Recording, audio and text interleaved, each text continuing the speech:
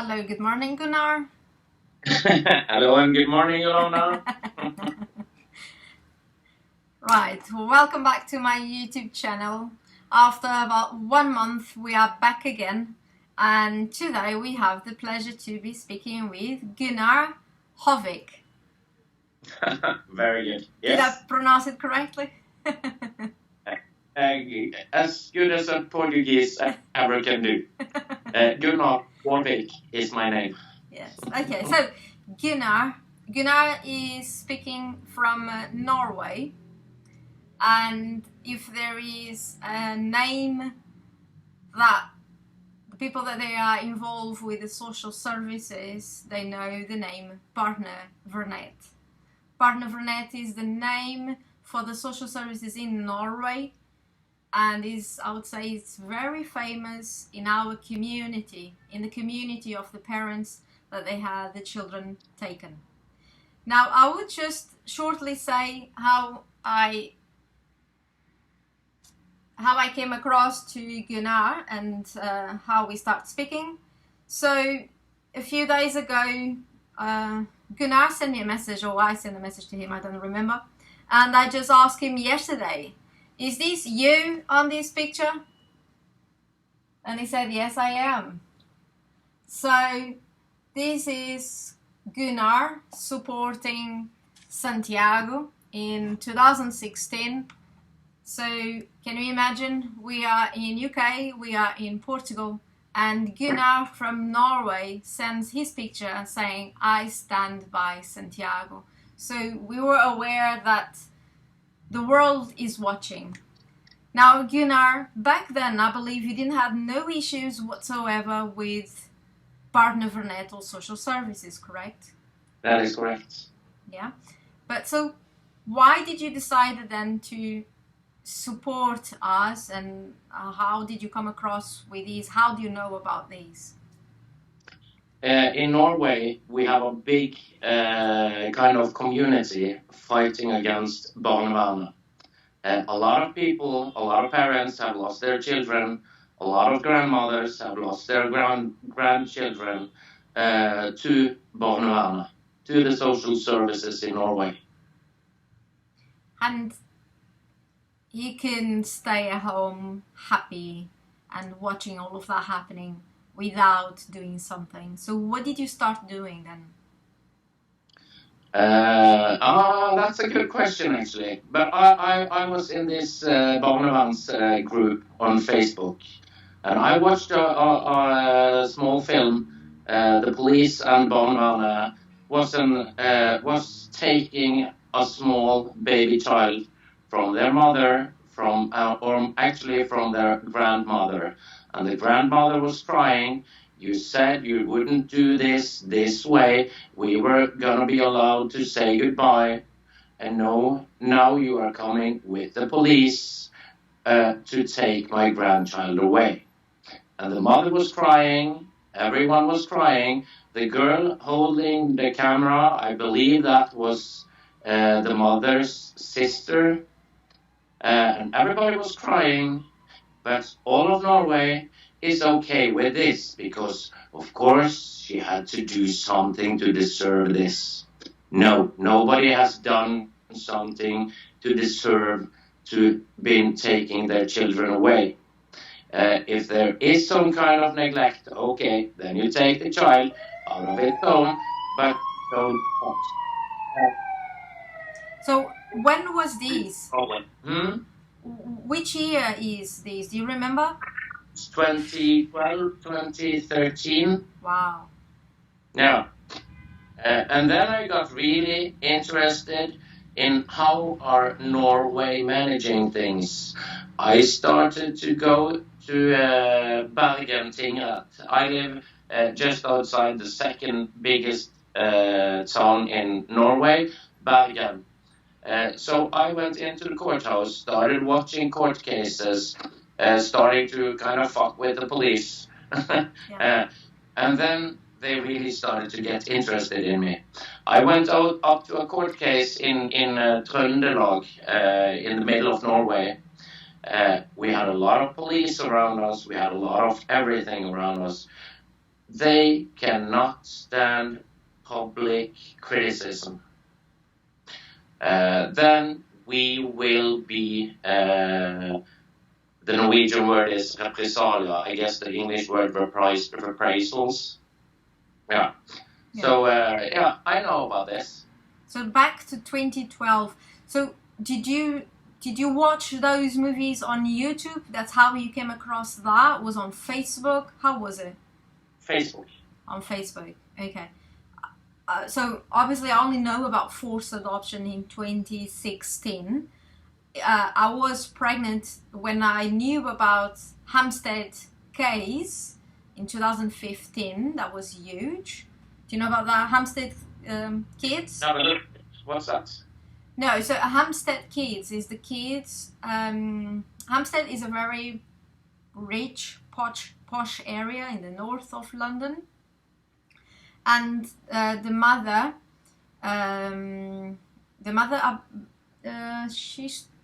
I've spoken to her personally through the Skype. I think she's Polish. I'm not sure now. And her son, she was married, or anyway, she was together with an English guy. I think he's English, an actor. And the kids, probably like 5, 6, 7 years and 10 years old, a boy and a girl. And the mother records the kids saying, I'm not sure if it's the right video actually to say these things because I'm afraid that they will cut. But saying, Papa kills babies. Yeah. So a boy with like 6 years old says these things, and they go on, and they describe satanic rituals and all these things. So this gets huge on internet in 2015 and involves teachers in the school, and it seems that the rituals, they go every week, and the kids, they describe parts of sexual, intimate parts of the teachers, and involves lots of people. They describe tunnels in London. So lots of things that are going on. It's mind-blowing, It's mind-blowing. So at the end, the kids, they are taken from the mother, and today, the kids, they live with the father in America. And, this is 2015 and it's horrible. And then like later on in 2016, when I think, oh my God, like social services is like, now I remember what I saw those things. But at the end, I never knew about forced adoption. At least this mother knows the faces of the kids, know where the kids they are. There is a recent video of them in America. And what was this? Was this just imagination of this 6-year-old boy? No? No, I don't think so. They describe the things too well in the police, but because it's satanic rituals, it's pedophilia, involves police, involves high, My daughter, that we are going to talk about eventually, she lives at Brekstad. It's just outside Trondheim, on a place called Brekstad. The neighbor municipality to Brekstad is Bjugn. Bjugn was really, really famous back in the 80s or 90s because over 30 persons were arrested for pedophilia. It started a rumor that one of the men working in a kindergarten did sexually abuse babies and very, very small children. The police, the courts, everybody went mental. Even the chief of police it's a semi-peninsula called Fosenhalvøya. Mm-hmm. Even the chief of police on Fosen was arrested, suspected of pedophilia. Mm-hmm.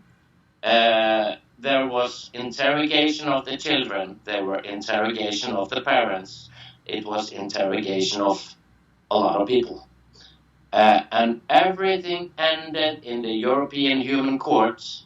The first guy accused had to try to acquit him, to get all this accusation away from him. So he went to the European Human Court. Yeah. And he was acquitted. There were no evidence. There were just stupid women starting to blabber. Of course, he's working in a kindergarten. Of course, he's a pedophile. No, he was not. He was married. He had 2 children. So if the police and the court, because I saw an interview we have this, it's like Pravda, this Russian newspaper, NRK, Norwegian Broadcasting. I saw a small interview of one of the reporters reporting from this case, and he said the thing I missed the most was that there were no breaks. The police and the police lawyers were allowed to do anything. They were allowed to search. They just went into the courthouse and said, we have to do this and this and that in the investigation. And the judges said, okay.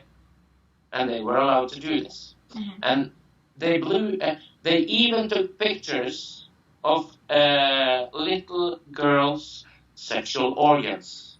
But you are saying that the guy was not a pedophile?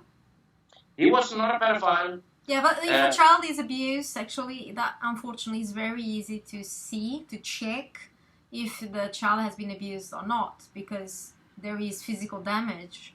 So these pictures were sent into the hospital in Trondheim, and experts said that, oh yes, there has been penetration.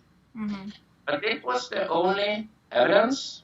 And these pictures were sent to experts in America afterwards, and American experts said there is no physical evidence that anyone has been penetrated. Mm-hmm. So stupid Norwegians have created a humongous case where they almost destroyed the life of Ulf and Jorid Hamman. Okay. But was that guy... The top chef of the police, you said. Yeah. He was arrested and he was suspected, and he killed himself a few years after because he couldn't live with this shame. I know. I believe when those situations they happen is because they do follow orders or they don't. And if they don't, and if that is the case that he was innocent, so then if he did not follow the orders, so he's not playing the game. And is going to be punished because once they are inside the game, they have to follow. Now, these kids, I started speaking about the Hampstead. I think it's the first time actually that I'm speaking about this case. And the kids, they would describe doors, secret doors and secret tunnels inside the school and all those things. But anyway. Gunnar, what I haven't said yet is because of all the work that you have been doing of exposure on social media about the social services in Norway, Barnevernet, is that actually you have been punished on your own life for that. Do you want to explain that, please? Well, after I started writing about Barnevernet, writing about the courts, writing about the police, I have gotten a lot of attention from the police. Very, very much. And if you really want to find something on someone, you're going to be able to find it. And it's just that if you push my buttons long enough, I will respond. So I threaten a guy. In Norway, we have social disabilities, and the organ that is going to handle all this is called NAV. So I threatened the chief of NAV locally here on Os. They were pushing my buttons, and in the end they got the response they wanted. So then they could report me to the police. They were very, very afraid of me. There were 2 or 3 witnesses from Nahus. Even the what's the English name of fylkeslegen? The doctor that is going to control all other doctors that have some power and authority. Yeah, some kind of investigation. She appeared in the court case. She was very afraid of me. Everybody is afraid of me. But did you got physical in a fight or something with that guy? I haven't punched someone since my 30th birthday, and now I'm 49. So why? I believe that they accuse you of why they are afraid. What do they accuse you of? Like, what they are afraid? Why? Why they don't like your face? They don't like your bald? What's going on? I'm asking myself the same questions, but I write a lot of emails. I write a lot of Facebook posts. I use my camera immediately if there is a policeman approaching me. Yeah. They don't like it. I do believe this was the first, back in 2015, I filmed a policeman. He told me, "You're not allowed to publish this. It's just for your personal use." Okay, what will happen if I publish it? Then you can get reported to the police. Okay, so I went home. I published this film. I was reported from a policeman to the police. So I had to go to a police interrogation. I talked to the policeman. And what his last question was, what were you thinking when you filmed this policeman? And then I said, I was thinking, finally, I've gotten one of these fuckers stopping me, pulling me over all the time on film. Because I have been to the chief of police here on Os and asked him, is it necessary to stop me all the time? All the time they were pulling me over. Okay. License and registration, license and registration, license and registration. So his name is Oddbjørn Dyrdal. I went to Landsman Oddbjørn Dyrdal and asked him, is it necessary to pull me over all the time? And he said, no, it's not. This will I handle. I will talk to my man and this will stop. Okay, yeah. But of course, Os is a small municipality to Bergen. So I worked in Bergen at that time. So one night I was coming home from work, I was stopped by the police. So I filmed them and I published. Yes, and that video has more than 10,000 views, and they don't like it. They don't like to bring their crimes, their illegal things to the light. The dark is afraid of the light, and that's the worst thing that we can do to them, is bringing everything to light. So you went to court and the judge told you it's fine to publish that. But of course, it's legal. This is us showing how Norwegian authorities and their servants do their job. Yeah. And they don't like it. They don't like it. They are scared shitless of cameras. Reidar Skavl, which is the name of this police officer, I didn't get to know his name before this case was just put dead, silent, handlocked, we call it in Norway. Yeah. Then I got then I get access to the documents. When I was in the police interview with Førstebetjent Trond Hammersland, I hope you're listening, then the name of the guy who reported me to the police was blanked out with white tape. So I took my thumb and started scratching to see what was the name of this guy reporting me. And then this Førstebetjent Hammersland just yanked the paper out of my hand. Mm-hmm. Yeah. We don't do secret reports to the police here in Norway. Or do we? I really do believe we do. Mm-hmm. Mm-hmm. So they started oppressing, persecuting you, and at the end you were punished because you have a daughter and they are stopping you from seeing her growing up, from having contact with her, from having news about her, how she is. Can you say what happened? What did they do to come to that?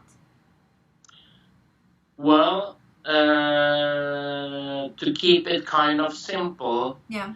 Her mother contacted me when Lea Emilie Davidsen Sandaker was around 9 or 10 years old, asking me all the quarrels or problems we have had, can we put them behind us? I just said, as far as I see it, we have no problems. When can I come see Lea? So it's a 12-hour drive from Bergen to Trondheim. So I drove up on a motorbike, picked up Lea. She even had a helmet. It was raining, and it was raining, and it was raining. So first we stayed in a tent, and then we had to rent a cabin. But okay. And then everything was okay. I went home. Even the mother and Lea thought this was okay. So I think it was like 14 days later, I got up and I went up, picked him down to Bergen with me. And was with me, what was with my brothers, was with my mother. Everything was okay. I returned her. And then a few months later, maybe, her mother called me. There had been some, human nature. We are mean to each other. I think you and me know this. So the little girls in her class have been bullying each other. So there was going to be a meeting at Brekstad Barneskole. And I said, I believe this was a Monday. And I said, okay, is it enough that I come up Wednesday night, or do I have to come right now? No, it was okay, Wednesday night, and just attend to this meeting at Brekstad Barneskole. Okay, so I talked to my boss, got a few days of work, everything was good. The next day, I got a text message from her mother that this meeting has been cancelled. Oh, okay, then I don't have to come up. No.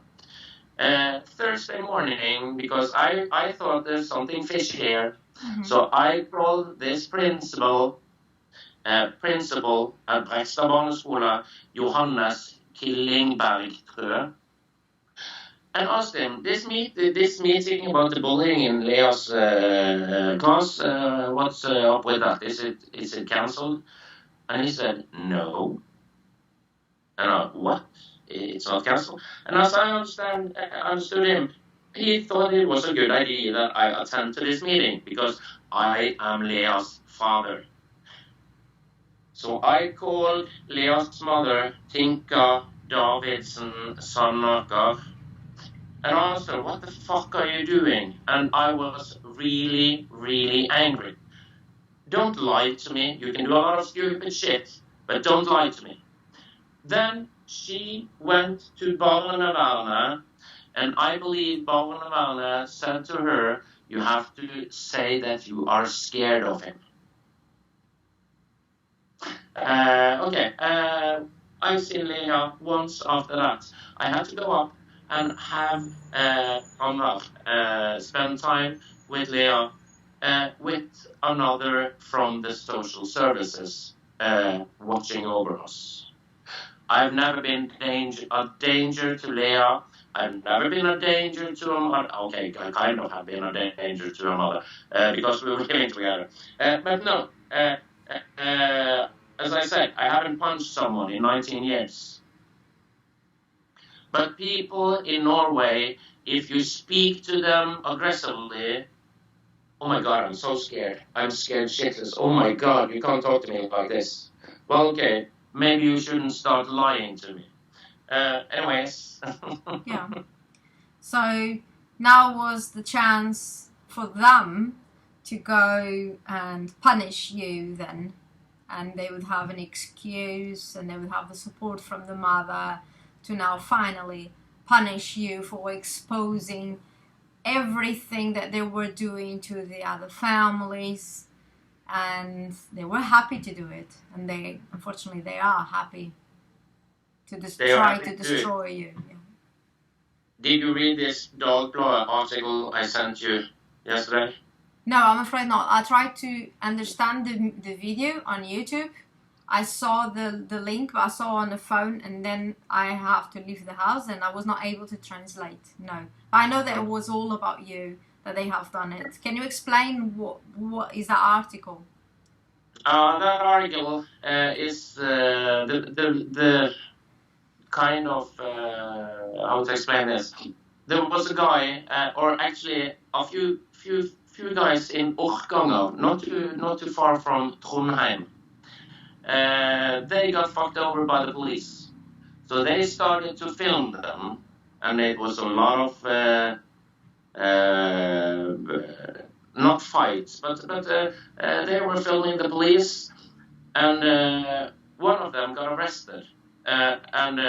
It's a kind of a complicated case, but he had 2 farms. He was producing milk. He had one big industrial building, and he had a small house to host his family. 3 children, 1 wife. And he started getting financial problems. And then they started to take away his farm, and he started filming. In Norway back in 2014, 2013, this was not allowed. So he got arrested. The child social workers took his children.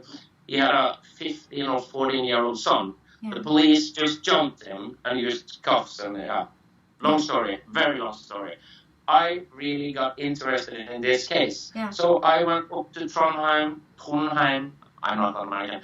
I went up to Trondheim, actually Levanger, to see the court case. I drove, one of the other guys had a bus, so we took his camping bus and went from Orkanger to in Trøndelag Tingrett in Levanger to watch this court case. Mm-hmm. We had a lot of police attention. I had 2 policemen following me all the time, because I'm in this according to the district attorney in Trondheim, I'm in a clan. It's okay, I'm in a clan. I have friends, and we all are interested in this, because the police and the Barnevernet is fucking with everyone that they don't like. Yeah. And okay, I don't like them either. So we are having this kind of back and forth. Yeah. Yeah. But it's not right when this goes out, when this gets consequences for my daughter. Yeah. But on that article, have they written something against you? Have they done defamation on you? No, the journalists was here interviewing me, asking, what are you doing? Why are you guys doing this? We are interested in the case. Okay, we use Facebook to exchange strategies, yada yada yada. Yeah, I kind of didn't have a criminal record before I started writing about Barnevernet. But of course, I have 2 weaknesses. I have always been driving like I've stolen the car and the gas and everything. And I smoke weed. Mm-hmm. And if you use illegal substances in Norway, in Europe, or it's more like Norway and war on drugs. Mm-hmm. Yeah. And now, yesterday I just heard that UK actually is going to make tobacco illegal. So people, so young people like 14, they wouldn't be able to smoke legally. And all the other ones that they are older, because they are used to. They can carry on smoking legally, I suppose.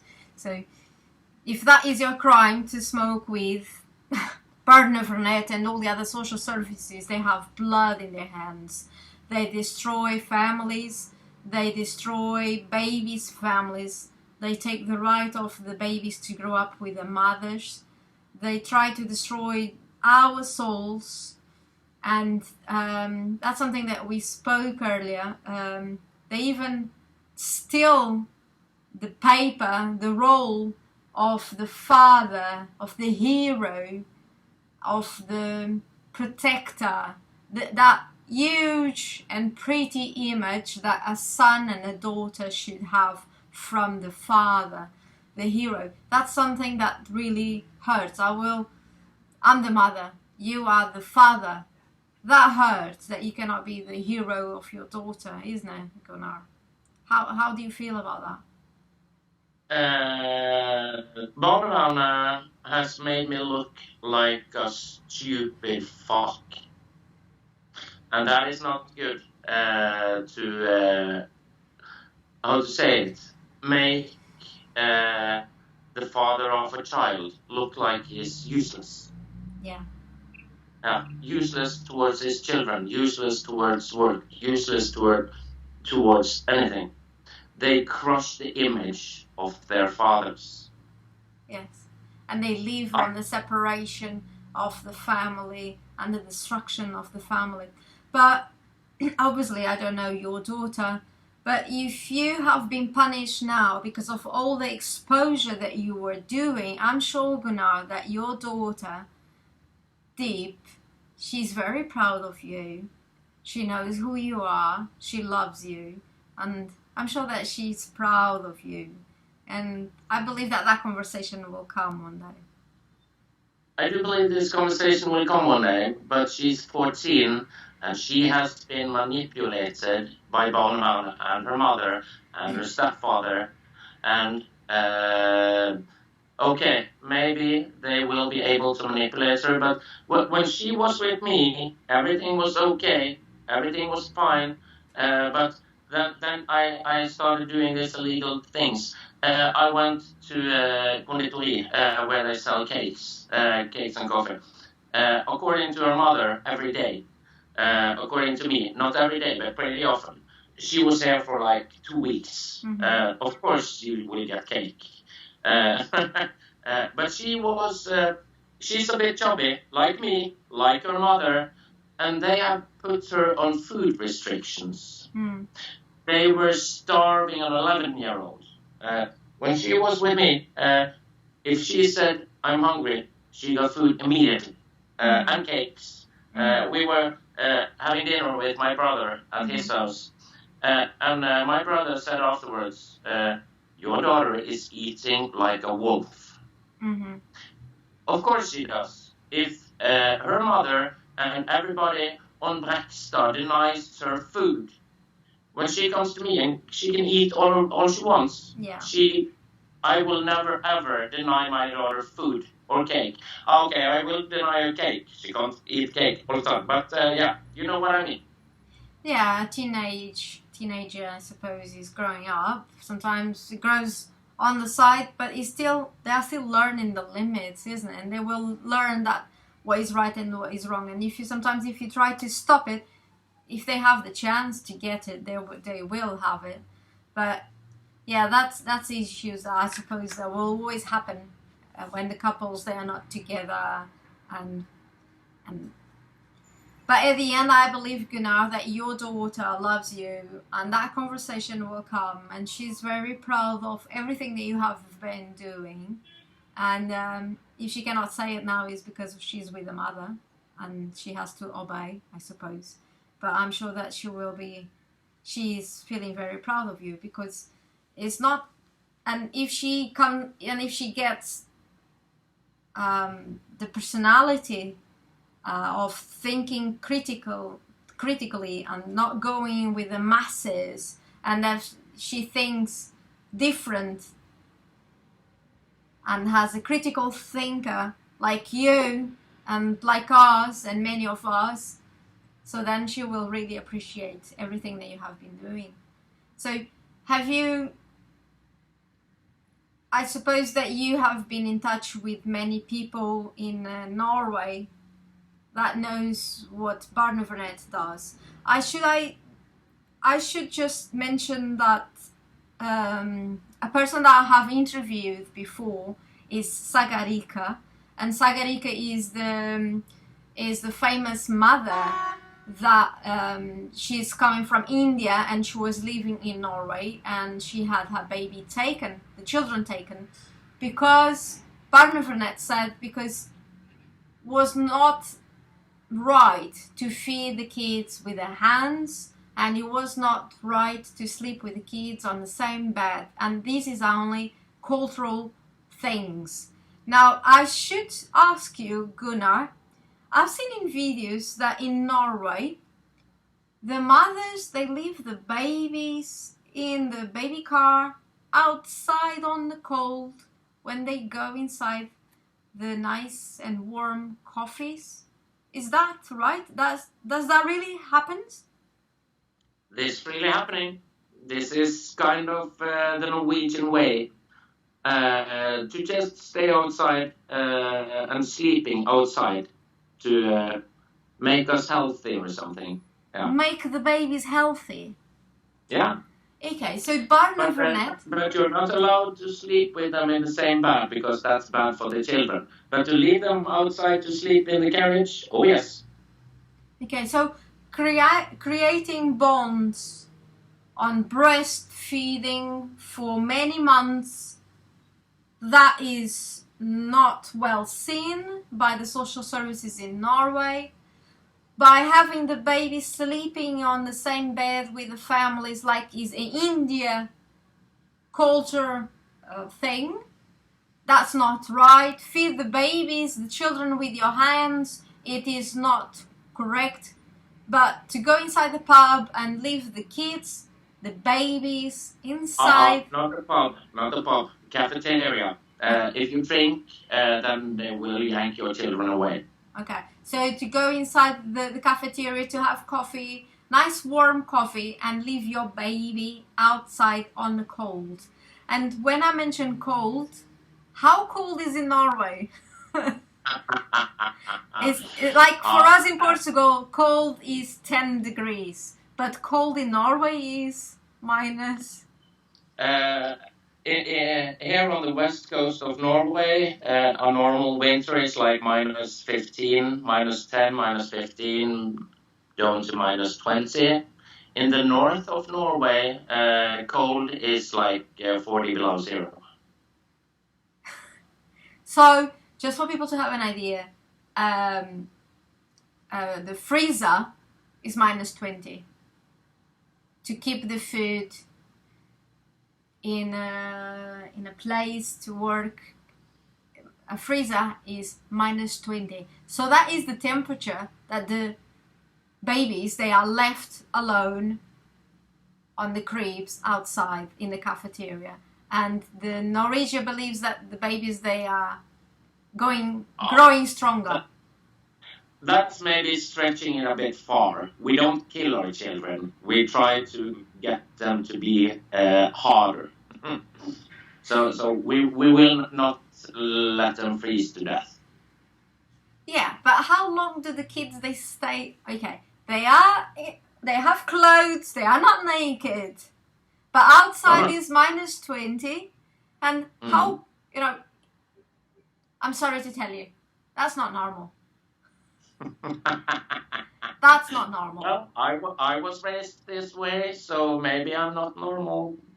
No, the thing is, social service, they cannot say that that is correct and remove babies from an Indian mother because she feeds the kids with her hands and because she sleeps with the kids on the same bed. Who are they to say that one thing is correct and the other thing is wrong? Who are they? And I don't want to swear because that's what really they deserve. When actually, now it's well known that a psychologist that had the main job in Barnevernet to do, the psychologist was a pedophile and he was responsible for taking a lot of babies from healthy families. And we know now that fostering and adoption is only about money. They are removing children from the families to give to sterile couples that today the society believes that it's okay for them to have children. This is all about money, you know. That was a famous case, that psychologist being a pedophile. Welcome to Norway. And that was exposed by BBC, the one that does not talk about the things that are going on in UK. We have all these horrific, weird stories about this psychologist, about people in Barnevernet, about people in these institutions. No, for a few days ago, it came out some sort of statistic over children that have died in the care of Barnevernet. I think, was it like 190 children that have died, as I understand, by committing suicide? Yeah, of course. But do they remove children from Norwegian, or mostly, obviously, from immigrants? We love to take children from the immigrants. When the Polish people came.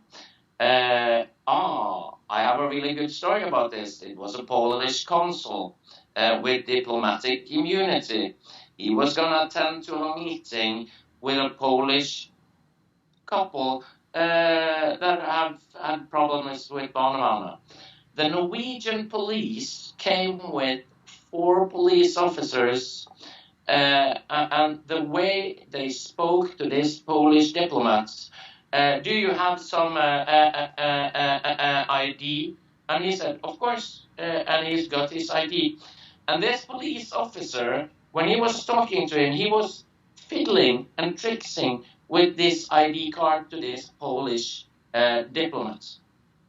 And they started to push him when they said, he was referring to the Vienna Convention about consularian relationships. And they were talking about the Norwegian law of the police.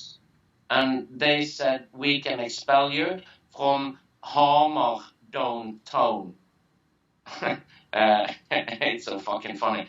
Norwegian police officers that don't know how to speak English acts as bullies to a Polish diplomat that was going to attend to a meeting with Polish citizens. And the Vienna Convention says that he is allowed to do this.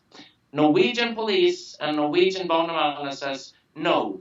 And they even contacted Poland and declared this diplomat persona non grata. So he had to leave Norway. Wow. Yeah. I have an idea of Norway. I published a while a video, I think it was on Facebook or YouTube, maybe even, of a child running away on the snow. You have seen that video, obviously. I've seen that video. This Canadian mother shouting, "Help! Can someone help?" Yeah. Nobody can help. And the kid is running away on the snow, and the policemen, this is horrible. That other video, I think that's one that probably you mentioned from 2012, of a child being snatched by the police from the mother and from the grandmother. And I'm very well aware as well of the case of the American lady that was happening at the same time that Santiago was being kidnapped in England. And that's the case of Amy, I believe, Jacobson, the surname I'm not sure, and her baby Tyler, so American lady. And yesterday when I was speaking to you, I asked if if Amy got the baby Tyler back, and it seems she has not. I don't know. Okay, you don't know. So she was asking for America help, and she was getting lots of publicity. she went to American authorities and asked them to help her, but I don't know how this went down. Yeah. I would love to connect with her if she will see this video. There is another cases in Norway, Bodnario family. He's a priest, and the couple had like 5 children taken, and then they got the kids back because the community did a huge thing worldwide helping them, and the people that came out in the middle of the snow and supporting them. So Norway is, I would say, is well known in our community by taking children. Now, it's curious that about Sweden, I never heard about one single case. I have asked personally to a Swedish lawyer if they do the same in Sweden, because I've never seen anything on the internet, and he said yes they do, but it's very well hidden. And so I could ask you now, Gunnar, do you know about any case that Sweden social services removes children from the mothers for adoption? Oh yes. It does. I have a friend that had 2 children with a Swedish girl, or half Swedish. Yeah, I kind of don't know. I have contacted him and asked him if he wants to speak to you, but he hasn't answered yet. So, okay. Thank you. So it does happen, but I don't know about one single case on internet. So this is the way we do it up here in the north. We are not allowed to speak badly about the government because our neighbor country, Russia, was a part of the Soviet Union. So we don't do this in Norway. Norway, from 2013, 2012, when I started attending to this Barnevernet thing, I see in the development. People are more and more okay with filming, with listening to watching films, listening to recordings. Yeah. And people have stopped being afraid. I follow this guy on YouTube, Norwegian. He talks, he films himself and publishes this on YouTube and talks about Barnevernet and his son and the mother of his child and these government officials that work in Barnevernet. He named them, he screenshot their Facebook page and published it. It's something with you can't be afraid to fight against Barnevernet. You have to take pictures from their Facebook profiles. This is what we call social worker and their name and their picture. We are exposing them. And the police are fighting hard to try to protect them, but I don't think the police can protect them like they did anymore. Yeah. We all now know their faces, their names. Yeah.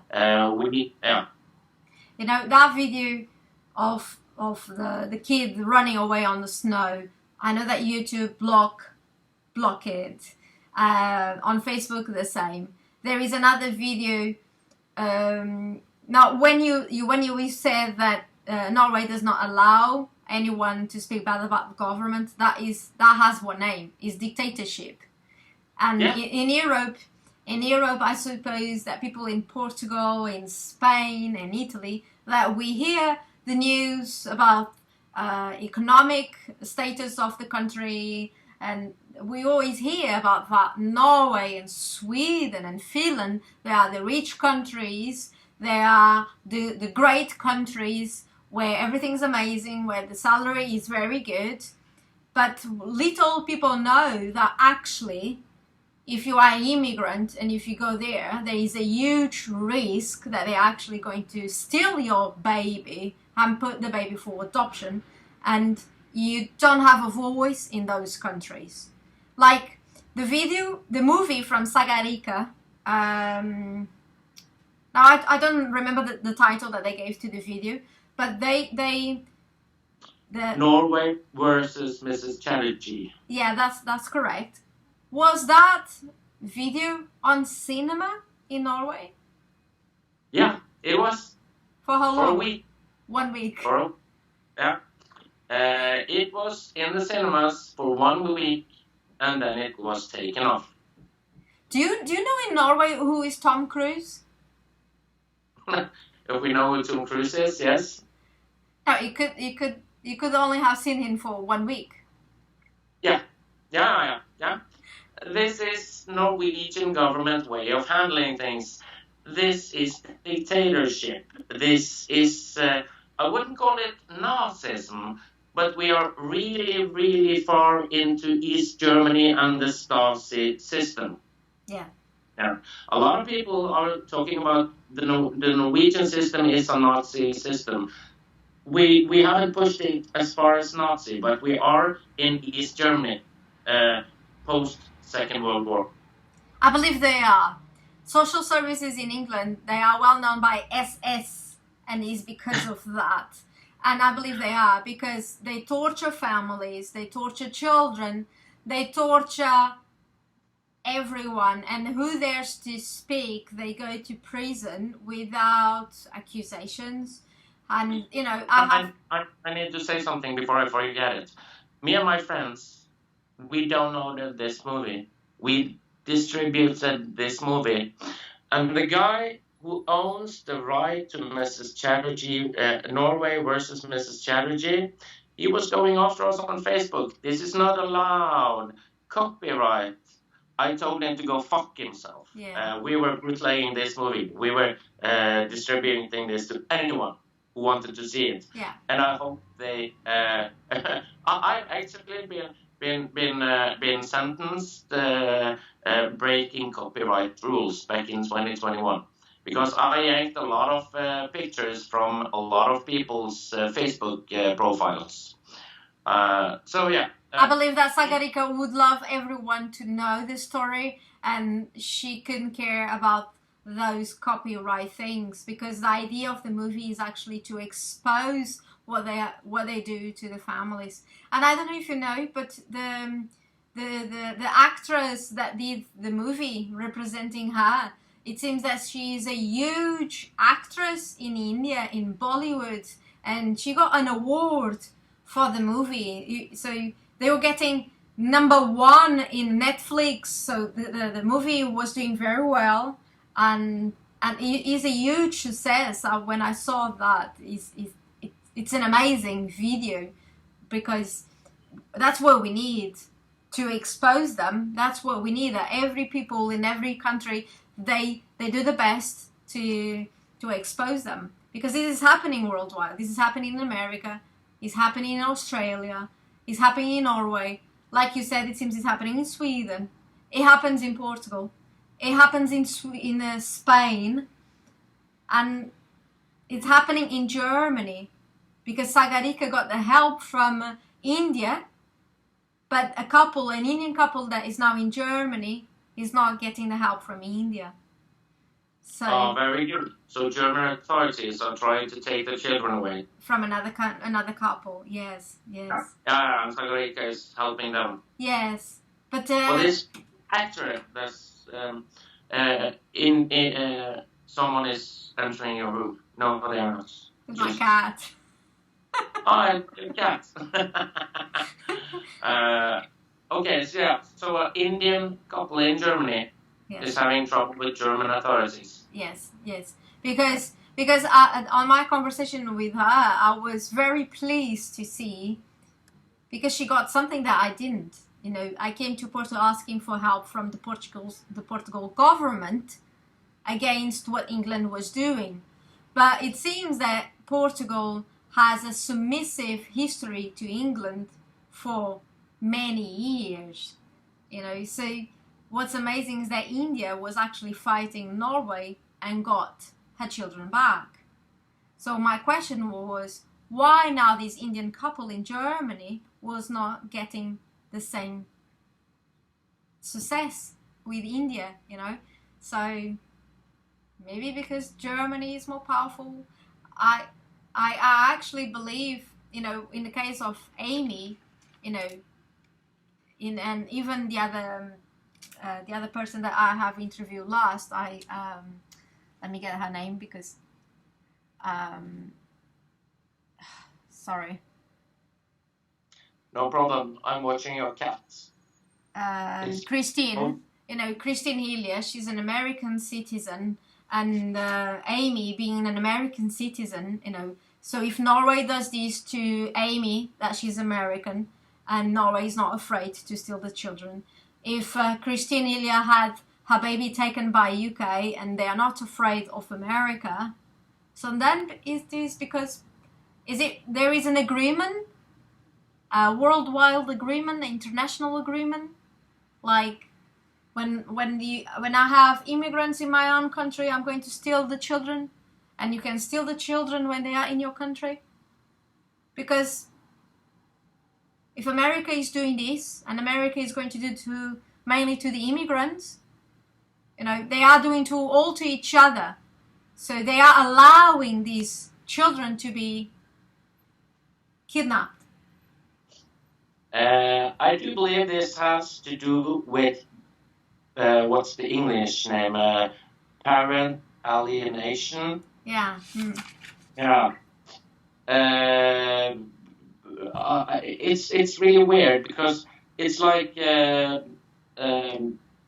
okay, we had the Second World War. Germany was killing a lot of people, and we wrote this declaration, European Human Declaration. No, human. I always speak about this in Norwegian. I really seldom speak about this in English. Human Rights Declaration? Human Rights Declaration. Very good. Yes. Yeah. We wrote this Human Rights Declaration. Yeah. And there it says about the right to personal freedom, the right to make a family, the right to yada yada yada yada yada. Yeah. The Norwegian government, or the Norwegian Barnevernet, what is it, like 40 cases in the Human European Court, where the Human European Court has said, you have broken this family's human rights. You have broken this person's human rights. But nobody do anything about it. Yeah. Yeah. And, okay, either we have this Declaration of Human Rights or we don't. So it's like in Norway we don't, but we have it on paper. Yeah. It's pretty, isn't it? It's pretty, but it's all bullshit. I would say it's all bullshit because it's all bullshit. They know what they are doing, and all of them they consent. And nowadays we can see what is happening in the Middle East, and no one is doing absolutely nothing, but when a church goes on fire, oh my God, is a huge problem, and supposedly we are occupied with bullshit. We are occupied with things that doesn't matter. Yeah. Church burned down, something. Yeah. But okay, what about this family? I have a friend, and he has 4 children, and he said the police and Barnevernet crushed my family. Mm-hmm. And after they have crushed his family, the police started coming to his door to give him a lot of bullshit documents. Mm-hmm. He went to court and he asked to get a restraining order from the police because he lives in a very small village. So he said, okay, it's no problem, of course, I will have these papers, but you don't stop coming to my door in uniform. And they thought this was funny, so they did it more.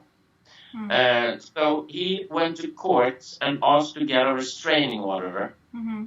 He didn't get a restraining order, but he sent a signal into Bergen politikammer and Voss landsmannskontor. Stop fucking around. So now, when he gonna get a letter from Barnevernet or from anyone, they just call them. Will you pick up the letter at Arna og Åsane politistasjon or Voss lensmannskontor? Normally he says Arna og Åsane politistasjon because he works in the neighbor building. Mm-hmm. So there is something wrong with the police. Mm-hmm. If you say you have to stop coming to my door, you have to stop coming uniform to my door. This is just the way we do it. Because his ex-wife, the mother of his 4 children, accused him of beating him. Mm. And when I heard these rumors, I went up to my friend and I said, I'm hearing that you beat your wife. What's up? And then a friend of him was there as well, and he was looking like I was stupid or something. I do believe it was more the other way around. Then it was she that was beating him. He even tried to report it to the police. They just laughed of him and said, why don't you punch her back? Yeah. Gunnar, what were we talking about? The Barnevernet in Norway, I've seen pictures and there is massive protests in Norway. When it happens, probably in Oslo, the capital, it's massive protests. So how is the things going on now in there? Do you feel that there is more union in between the people, or the government is able, because it seems there is, you told me before that there is a snitching in between the people, a culture, and so is the people, do you feel that the people, they are uniting, or the government is winning? The government is winning because they know they're split and divide and conquer. Split and conquer. Yeah, they are really good at this. In all these protest groups where people have lost their children, there is a lot of inside fighting, rivalry, and of course the Norwegian government know how to do this. They have a lot of strategies. We spoke before that a way to the judiciary system to get money is by creating future criminals, and by children growing up without families, without the love of the mother and the protection of the father. They grow up and there is a high chance they will become criminals. So the government has a lot to win. Drug addicts and criminals. Yes. That is what Barnevernet is producing. Yeah. So, and it is good for the pedophiles. It is good for any other things that are going on, and because the babies, they are not protected. And, I don't have any proof of life of my own son. So that's how not protected these children are. And my question to you is, do you think that, because in the past we know that there is this kind of studies, do you think that could be like a study, experiment from the government, like trying to see if these kids, they will grow up completely messed up in the head, or if they will reunite with the families? Do you think that could be something going on in here, worldwide? It's a good question. I'm not sure. It could be, but I hope it's like this twisted idea that the parents are really bad for the children. So we have to take the children away and put them into institutions and foster care. And what happens when people get into institution? I have a friend, she was at the institution. She's living in Poland because when she got pregnant, she started to be afraid of Barnevernet snitching her child. So she went to Poland. And you said that she grew up in care? She grew up at institutions. she said the first thing we did was use narcotics and steal cars. And she was like 12, 13, 14, 10, yeah. Young, yeah, she wasn't a child anymore, but teenage. 12, 13. Yeah.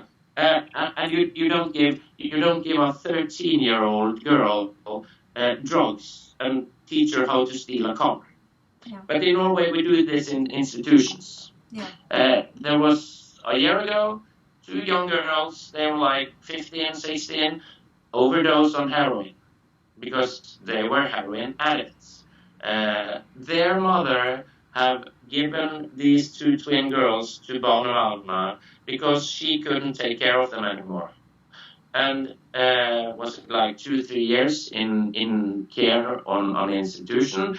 They died of an overdose. Both twin girls. Yeah. And we must say as well that who is giving guns to the Middle East? It's actually the developed countries. So it's us. We have Kongsberg Våpenfabrik, Kongsberg Armor Factory, and it has a sister factory in America. So we produce a lot of weapons for America. So if the country produces guns, there is something that makes lots of money, and that is drugs.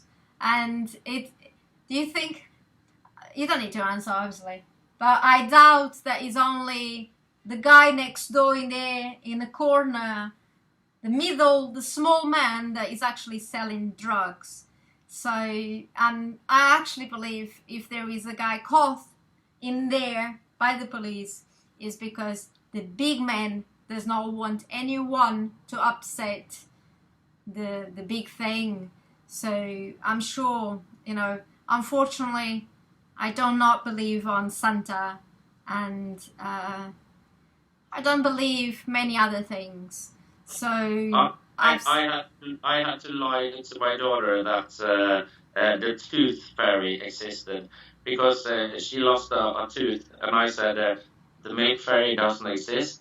Yeah. She almost started crying. Then I had to stop lying. It exists. Santa Claus and the tooth fairy exist. Oh yes. And then she stopped being sad. Yeah. When I was small, I was like, why there is so many people hungry in Africa? Why there is so many kids? And they used to pass that on the TV on UK, and now they do in Portugal as well. So like they ask for money for the nations because there is kids hungry in Africa, and then they spend millions on fabricating the history that they go to the moon. There is money to go to the moon, and in a studio in Hollywood, right? In a studio in Hollywood. I really love all these discussions. Did we actually go to the moon? I believe we went to the moon in 1969, but a lot of people doesn't believe this. Yeah, because there is a lot of videos. Yes, there is a lot of videos where actually it shows the studio, and when they ask the guy to swear and put his hand on the Bible and to swear that he has been there, he got very upset, and there is those recordings. So, but yeah, it's. I wasn't even born in 1969. Yeah. I was born in 1975, according to my parents. So yeah. Yeah. And the birth certificates. But the thing that I think that is it's common to all of us is that we have a critical think, and we don't go with the masses, and actually yesterday you said something to me that was it was a funny way to put the things, and it does make sense when you said that through my smile you see that I do not go with the masses. That is obvious. That was actually, it makes sense, and it's very funny because most of the people, they would put a pretty smile, but actually I don't even see my teeth. You are the one that sees my teeth, not me. Yeah. as I said yesterday, this was the first thing I noticed with you. It was your teeth. Yeah. Because your teeth, I have always had this thing for crooked teeth. So yeah, everybody is putting on these wires and just pull the teeth where they are supposed to be. But you said 2 of your teeth didn't come out? Yeah, these two teeth in here, they never grow up. These ones, they suppose they probably they move apart, and the other 2 they never had space to grow. I don't know. I just want to be different, it seems. But I really hope that Santiago is going to be probably similar like me on my teeth. Leon has a bit of a space as well, and I really believe that Santiago is going to be like me. So he's going to easily to recognize myself if he still has the smile like that, and you just have to accept who you are and don't go with the masses, isn't it? Because it is on the difference that is the magical, is the beautiful on the people, isn't it? Because if it will be all the same, it's just boring, isn't it? Oh yes, sure is. We all need to. We don't have to be like the neighbor. Yeah. I don't want my neighbor's car. I don't want my neighbor's house. I don't want my neighbor's wife. Yeah. Or maybe what. But yeah. But why struggle? Like your teeth. Everybody wants this like pretty aligned smile.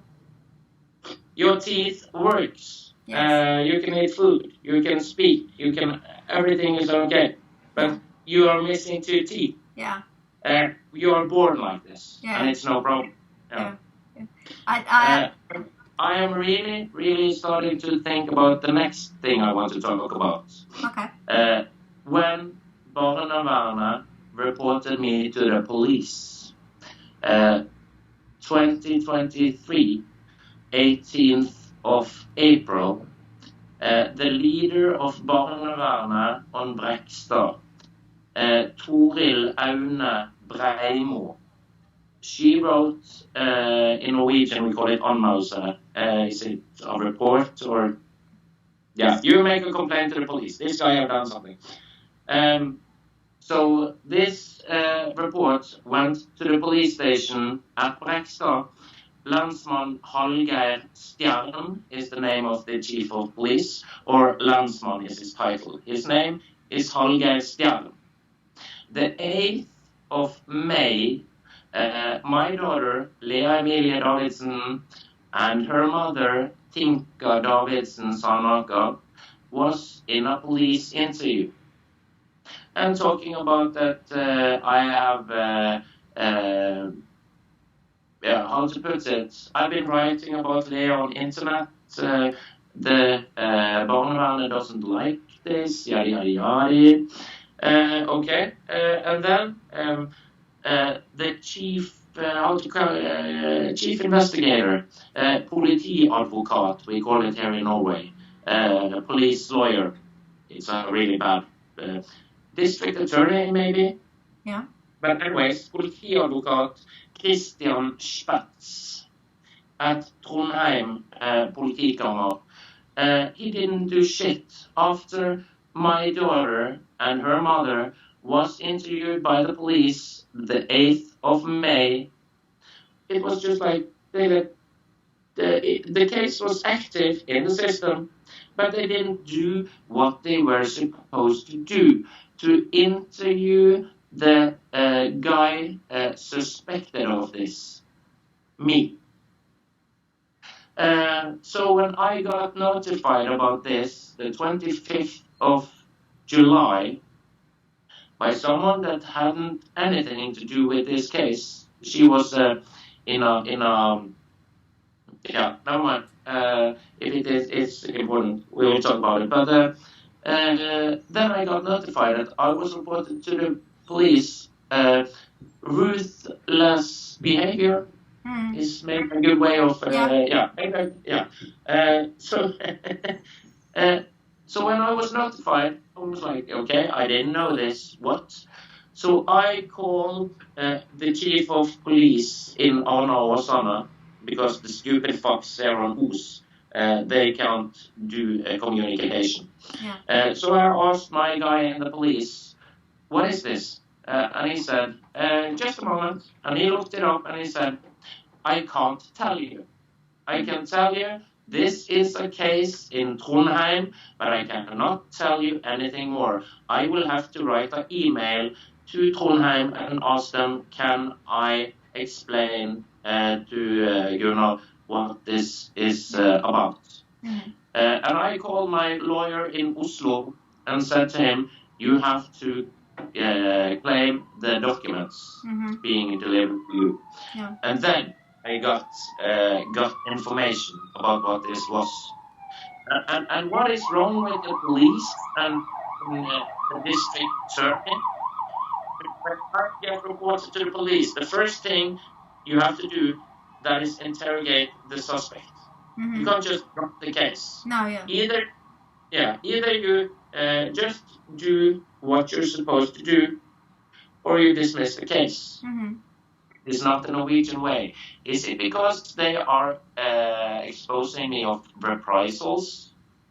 I don't like being fucked with too much. So they have to do their job like they are supposed to do. This politiadvokat Christian Spets and his leader Cornelia Lykke doesn't want to answer the phone when I call them. Mm-hmm. Landsman Hallgeir Stjern, the chief of police on Brekstad, he just picks up and he talks to me. It's not always he likes to talk to me, but he talks to me. Mm-hmm. So that is a good thing. You're a lawyer in the police. You're the district attorney. You have these distinctions on your shoulder. Yeah. Mm-hmm. With Laurberg, we have this special sign. It means that you're in påtalemakten. They are scared shitless of me and doesn't want to pick up the phone when I call them. Mm-hmm. It's all hidden. Do you know actually what they have against you? Have they put in written what they have against you for you to not be able to see your child?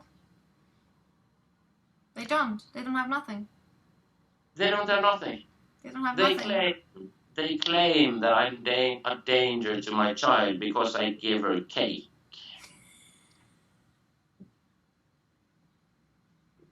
I'm sorry. Or that was more the mother. She was really angry of me giving my daughter cake. I'm sorry to laugh, but I'm laughing as well. The Barnevernet is talking about I'm exposing my child on social media. Yeah, right. I do this, yes. Yeah, and if it's not real, if you know, people I don't know, obviously a person that if he's listening to us and if he will come that far in the conversation needs to really know that this is really happening. This is that bad. This is families that are being destroyed because it is money involved, and we know that this has happened because it has happened to me, has happened to you. You know what they are. You know that they are merciless. I think is the word. They don't have no mercy. They have pleasure on doing this because often they are, if they are men, they could be pedophiles, and if they are women, they are sterile. They cannot create life, so they have pleasure on destroying families, on creating all this torture on these people. And you and me were discussing this yesterday. That they are sterile. They are not able to produce their own children. It's a reason for it that you are not able to produce your own children. Maybe it's God that is talking to you and says you're not capable of taking care of children. Yeah. So Barnevernet yanks children from other families and give it to them. Yeah. It's horrible. This really, if everyone thinks that Norway is a pretty country, very rich, developed country, and little actually they know. Because if have you ever heard about, for example, Sagarika on the news? Have you ever heard about, is parents able to have voice about social services in Norway to say what they are doing? Do you see journalists interviewing? No. Not in established media. There is some journalists that try to write about this, but it's oppressed. Very rare, very rare. But okay, some of them are trying. I do believe social media is the media that will destroy Barnevernet. Yeah, but still, certain kind of videos on Facebook and on YouTube, they are deleted. Now there is Rumble, and is replacing kind of YouTube with a different kind of videos. And I think what happened in the last years, quite a few people, they woke up as well with what governments they are doing. But yeah, you know, how far do we need to go? How many more children they will have to be kidnapped, and how many families they have to be destroyed until something really happens? And it's horrible. It's just horrible. Gunnar, thank you so much for back in 2016 come forward and to support and took that picture saying I stand by Santiago.